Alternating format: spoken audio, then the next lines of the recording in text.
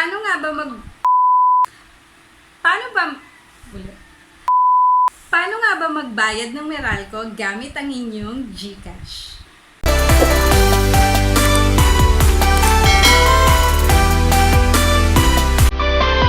days ago, nag-upload ako ng bagong video on how to check your Meralco bill online.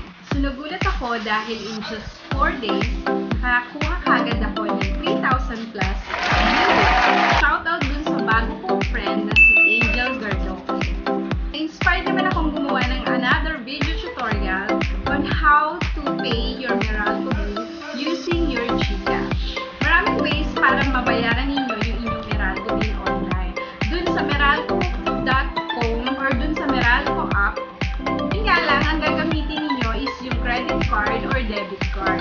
Kung hindi naman kayo ganun kapampante para gamitin yung mga card ninyo, pwede nyo gamitin yung Gcash. So, punta na tayo dun sa aking screen para makita ninyo ng actual kung paano ko gagawin yung pagbabayad ng bill online. So, ito yung mobile screen ko. So, ipapakita ko sa inyo kung paano ako magbabayad ng Meralco bill ng sister ko. Pinadala niya sa akin yung kanyang details. So, itong naka-encircle, yan yung kailangan ko mamaya pag magbabayad na ako ng bills. So, punta tayo dun sa Gcash. And then, punta tayo dito sa Pay Bills. Kung makikita nyo, meron akong 2,199.85 na balance. Punta tayo dito sa Pay Bills. Click lang natin to Electric Utilities. Then, hanapin natin yung Meralco. So, ayun, naka-heart siya kasi lagi ako nagbabayad ng Meralco gamit ang Gcash. So, i-click natin yung total current amount. And then, yung Meralco reference number, 26-digit number. Tinype ko na siya kanina para mabilis, para paste na lang. 2,152.23. Ngayon, ayan na yung mga kailangan natin details. Click lang natin yung next. So, yan. Kailangan na natin siyang i-confirm. Pero, palagi nyong i-double check uli yung Meralco reference number nyo kung tama. So, may marireceive tayong text confirmation galing kay Gcash.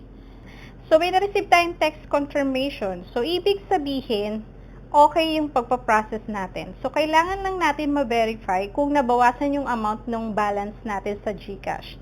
So, balik tayo dun sa pinaka-homepage niya. And tada! Ay, kung makikita ninyo, your transaction to Meralco amounting to 2,152.23 has been processed. So, wala rin siyang fee. Walang fee si Gcash. Ay, yung ibang payment merchant, may bawas pa sila. So, si Gcash, wala siyang bawas. So, para na malaman ninyo kung nag-successful talaga yung inyong pagbabayad, punta lang kayo sa Meralco app ninyo. 3 line. Then, punta kayo sa Bills and Payments. Eto, nandito siya. Click nyo yung plus sign. Yan, magre-reflect siya dito. Yung date, saka yung amount na binayaran nyo. So, since hindi naman ito yung bill namin, at sa sister ko yung binayaran kong credit card, sa sister ko yung binayaran kong Meralco. So, ipapa-double check ko na lang sa kanya kung okay yung transaction. So, kung nagustuhan ninyo ang aking video tutorial for today, please give us a thumbs up.